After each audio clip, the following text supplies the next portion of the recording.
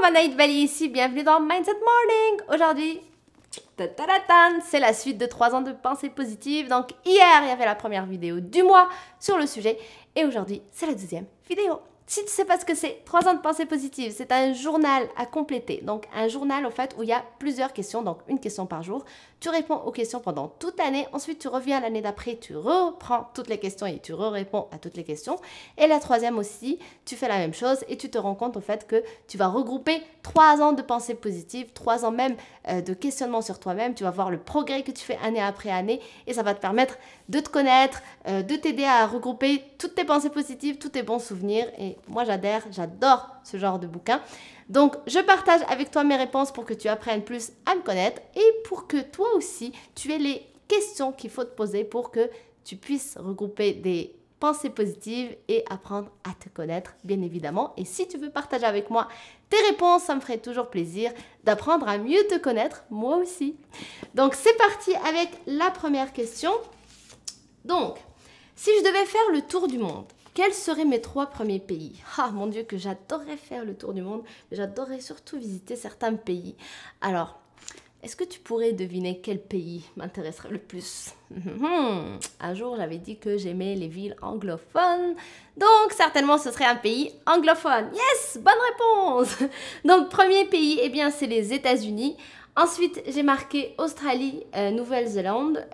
D'ailleurs, oui, j'ai voulu habiter en Australie à un moment donné dans ma vie. En fait, quand j'ai voulu déménager justement de Bordeaux, de la France, vers un autre pays, donc il y avait le Canada dans ma tête et il y avait aussi l'Australie. Et l'Australie, je l'ai vite enlevé de ma tête, tout simplement parce que c'est quand je me suis rendu compte à quel point c'était vachement loin, en fait, de prendre l'avion, de se rendre jusqu'à là-bas. Mais pas que j'avais la flemme de prendre l'avion, j'adore prendre l'avion, mais je me suis dit, mon Dieu, mais je vais être vraiment à l'autre bout du monde, loin de tout le monde, et ça m'a dérangée. J'ai pas vraiment apprécié ça. Donc ensuite, mais du coup, c'est un pays quand même que j'ai envie de visiter, que ce soit l'Australie ou la Nouvelle-Zélande. Donc j'ai mis les États-Unis, Australie et Nouvelle-Zélande dans le même pays, entre guillemets, dans le sens où si je vais visiter l'Australie, j'aimerais bien en même temps visiter la Nouvelle-Zélande. Et enfin, un pays que j'aime beaucoup, en fait, j'aime beaucoup toute la partie Asie, mais j'ai mis Indonésie. Donc, mais j'aimerais quand même visiter Indonésie, j'aimerais visiter aussi la Thaïlande, j'aimerais visiter aussi le Vietnam. Donc, il y a plusieurs pays dans cette zone-là que j'ai envie de visiter, mais il fallait faire 3 choix, donc États-Unis, Australie et puis Indonésie. Laisse-moi savoir, toi, dans les commentaires, quels sont les pays que tu voudrais visiter, qui te font rêver, que tu as envie de visiter en premier, que si tu avais l'occasion de faire un tour du monde là tout de suite, quel serait le premier pays par lequel tu vas commencer? Ça me ferait très plaisir de te lire. Ensuite, deuxième question. Qu'est-ce que l'amour véritable? J'explique en quelques circonstances. Alors, j'ai écrit l'amour véritable, c'est l'amour sans condition. Inconditionnel, c'est-à-dire je t'aime parce que je t'aime, parce que c'est toi. Pas parce que tu as telle qualité, pas parce que tu me fais rire, pas parce que tu... En fait, tout ça pour ces raisons-là, mais aussi pour toi, juste parce que tu es toi et je t'aime parce que c'est toi et c'était pas un autre. Donc c'est ça l'amour inconditionnel pour moi. Et c'est quelque chose justement qu'on connaît par exemple dans l'amour parent-enfant. Et encore, c'est-à-dire que c'est quelque chose qui nous vient naturellement, c'est-à-dire ton enfant, quand tu le mets au monde, ben, tu l'aimes de façon inconditionnelle parce que c'est ton enfant et tu le connais pas encore, c'est-à-dire c'est toute une personne, human being, donc une personne humaine que tu vas découvrir à connaître au fur et à mesure que tu vas grandir avec, bien évidemment. Mais je veux dire, tu l'aimes dès qu'elle est là. Et ça, c'est l'amour inconditionnel. Alors par la suite, par contre, malheureusement, des fois, on retrouve dans des familles où cet amour inconditionnel du départ, qui se fait de façon naturelle quand le bébé arrive au monde, mais peut se transformer au fur et à mesure dans le sens où... des fois avec l'école, on va dire je t'aime parce que tu as eu de bonnes notes, je t'aime parce que tu travailles bien. Ah, si tu m'aimes, eh ben, il faudrait que tu ranges la maison. Si tu m'aimes, il faudrait que tu ranges ta chambre. Donc ce genre de discours, par contre, on montre à la personne, en fait, même si le parent, il aime son enfant de façon inconditionnelle, ben, la façon de faire, donc qui est maladroite, hein, c'est sûr que les parents ne le savent pas, c'est pour ça qu'ils font ça. S'ils le savaient, à mon avis, ils ne le feraient pas. Mais le fait de dire, de tenir ce genre de discours avec un être que tu aimes, donc ton enfant ou peu importe, eh bien, tu lui montres quand même qu'il y a un amour avec condition. C'est-à-dire que ton papa, ta maman va t'aimer que si tu es sage à l'école, que si tu es sage à la maison et que tu ranges ta chambre, etc. Donc, il y a des conditions, il y a des si, il y a des conditions. Donc, ça montre à la personne que l'amour, finalement, est avec des conditions. Et donc, très important de faire attention à ça quand on a des enfants ou pas d'ailleurs, même avec les gens qu'on aime. Ça peut être ton conjoint, ta conjointe. Je ne t'aime pas parce que tu es gentil avec moi seulement. Oui, je t'aime quand tu es gentil, mais je t'aime aussi avec toutes tes imperfections. Je t'aime parce que tu es toi et que personne n'est toi. C'est tout. Et c'est vrai, on est unique dans ce monde. Personne ne peut me remplacer. Je ne peux remplacer personne. Toi, la même chose. Donc, tu es très important pour les personnes qui t'aiment et vice-versa. Donc, garde ça bien en tête. L'amour sans condition, c'est l'amour pur et c'est l'amour qu'on devrait garder tout le long de la vie avec les gens qu'on aime, même s'ils ont de mauvaises notes ou des trucs comme ça. Ensuite, quel job est-ce que je rêve d'exercer?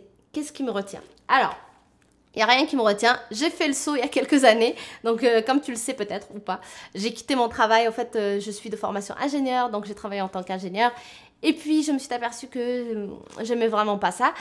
Et j'ai fait le saut finalement, ce que j'aimais c'était plus ce que je fais actuellement et donc j'ai fait ça avec une certaine transition quand même, je n'ai pas sauté dans le vide comme ça m'a pris 1 an où j'étais en parallèle, c'est-à-dire j'exerçais encore mon métier d'ingénieur et puis je démarrais mon blog, ma chaîne, etc.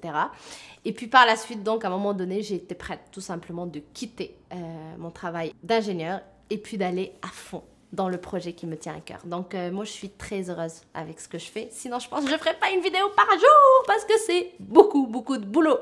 Mais j'adore ça.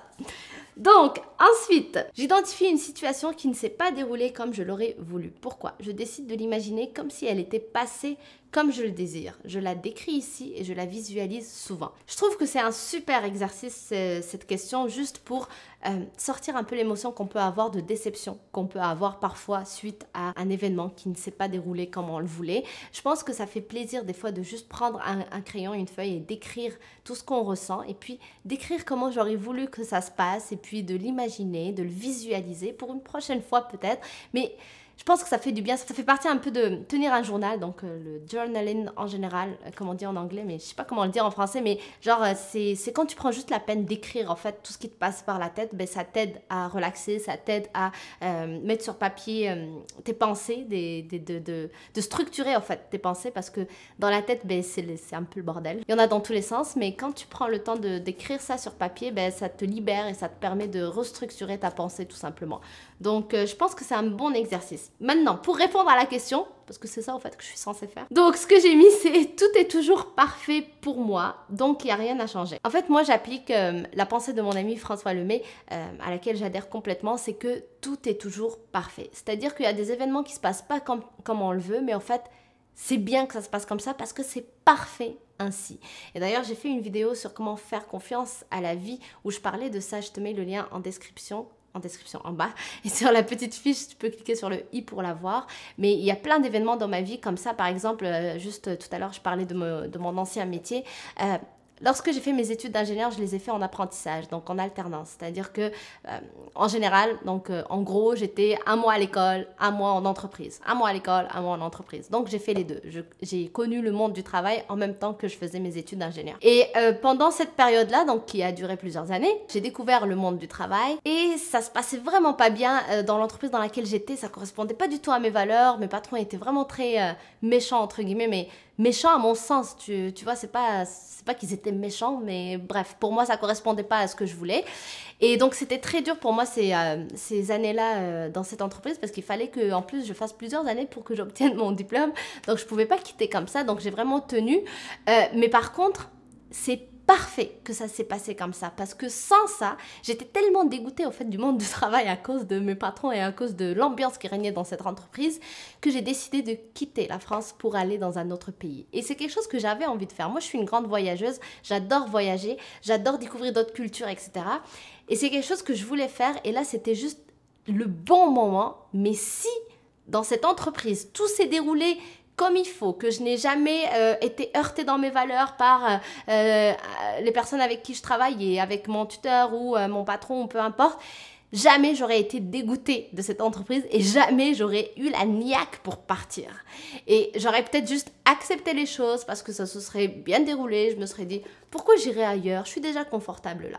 Et donc c'est pour ça que je dis tout est toujours parfait. J'aurais pu faire l'exercice et d'écrire vraiment comment j'aurais voulu que ça se passe, que j'ai un tuteur qui me soutient, qui vraiment est là pour moi, etc. Mais pourquoi? C'était parfait comme ça, c'était fait pour que je puisse prendre justement mon courage à deux mains, que je décide de ce que je veux et que je parte dans le pays qui me faisait rêver. Donc, tout est toujours parfait et je l'ai vécu à plusieurs reprises. Je t'invite vraiment à aller voir aussi la vidéo que j'ai fait, comment faire confiance à la vie, parce que je l'ai vécu dernièrement aussi avec mon déménagement à Montréal. Dernière question, on va s'arrêter là après. Quelle est la plus belle chose que j'ai faite pour quelqu'un dernièrement? Alors, dernièrement, j'ai offert un cadeau très attentionné à un de mes mentors. Donc, en fait, quand je dis un cadeau, c'était un cadeau intentionné dans le sens où moi, ce que j'aime dans les cadeaux, franchement, j'adore faire ça, c'est quand j'offre quelque chose à quelqu'un, j'offre pas parce que ça coûte 36 000 balles, genre que c'est cher et que genre je me suis endettée pour t'offrir un cadeau, pour te montrer mon amour. Ça, je trouve ça nul, débile et franchement, faut pas le faire. Si t'as pas d'argent, tu achètes pas un truc qui te coûte un bras juste pour montrer à quelqu'un que t'aimes. Pour moi, l'amour, c'est pas ça. Donc, bref, je m'enflamme.